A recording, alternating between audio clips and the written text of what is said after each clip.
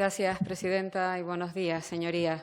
Efectivamente, hoy nos encontramos ante este proyecto de ley que modifica la Ley 13/2014 y que viene como consecuencia del Decreto Ley 11/2020.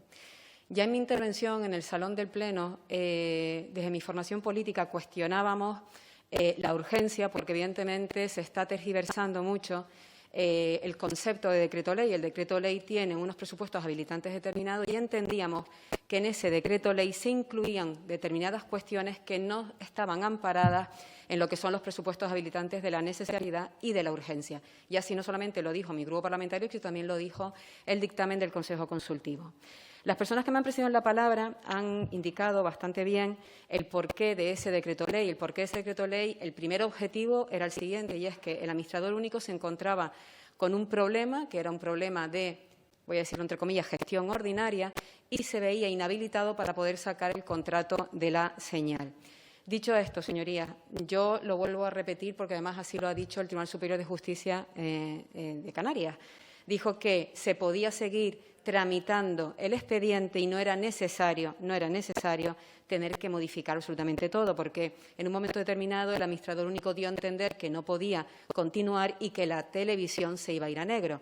Y lo vuelvo a repetir, la televisión no se ha ido a negro y no se va a ir a negro y, por tanto, se podía seguir haciendo contrafactura ese tipo de contratación. Si bien es cierto que se ha hablado de la falta de concreción de lo que es la gestión ordinaria está muy bien cualificada en lo que es el mundo del derecho. O sea, gestión ordinaria es lo que es. Y es verdad que nosotros, en esa Ley 1/2018, donde le otorgamos al administrador único una serie de competencias, dijimos que tenía que ser una gestión ordinaria. ¿Por qué?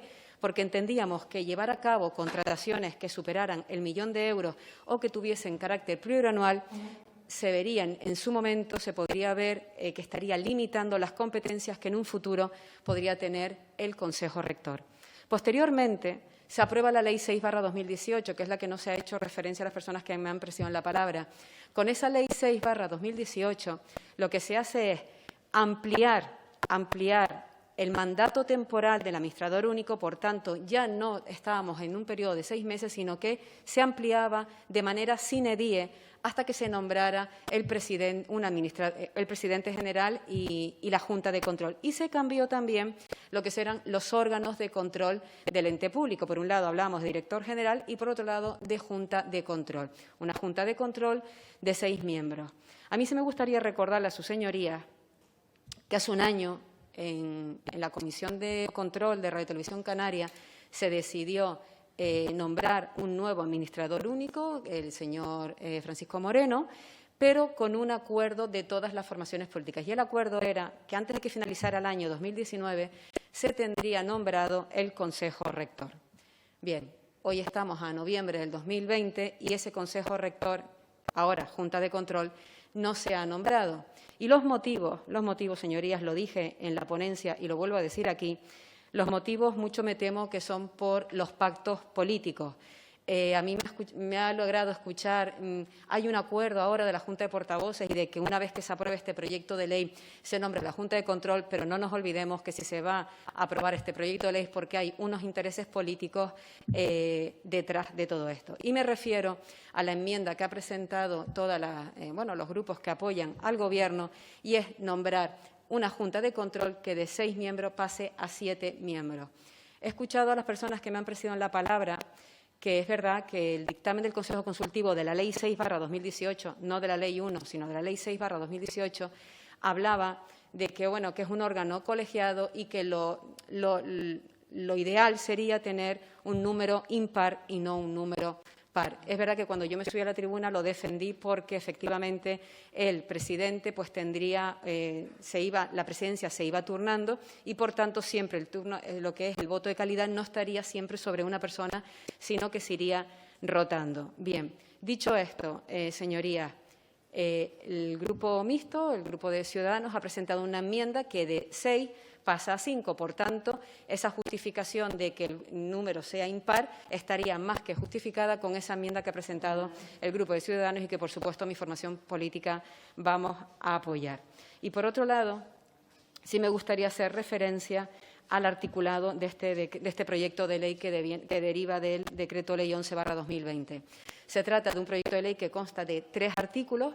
El primer artículo, sí tengo que agradecerle a todas las formaciones políticas el intentar haber llegado a un acuerdo y hemos presentado una enmienda transaccional que significa que, como bien se ha explicado ya anteriormente, y es que el administrador único, cada vez que lleve a cabo algún tipo de contratación, antes de hacerla tendrá que venir al Consejo, a la Comisión de Control a decirnos qué tipo de contratos pretende llevar a cabo, y una vez que formalice esos contratos tendrá también que venir a darnos cuenta de los mismos. Después hay un artículo 2. En el artículo 2, mi formación política lo que hemos pretendido, que bueno, se va a quedar viva, como han dicho las personas que me han presionado la palabra, lo que pretendemos es que se elimine, se suprima ese artículo 2 por la sencilla razón de que lo que pretende es crear una especie de procedimiento al margen de la ley de contratos del sector público. Todos sabemos que la ley de contratos del sector público es una ley básica y, por tanto, no se puede alterar, y por eso, tal y como dice el dictamen del Consejo Consultivo, hemos solicitado suprimirla. Y después está el artículo 3, que evidentemente votaremos a favor, porque además ya el administrador único le está dando mandato, y es que en el plazo de 3 meses de que se aprobó ese decreto ley se sacara la licitación del contrato a la señal, y en estos momentos la está llevando a cabo. Muchísimas gracias.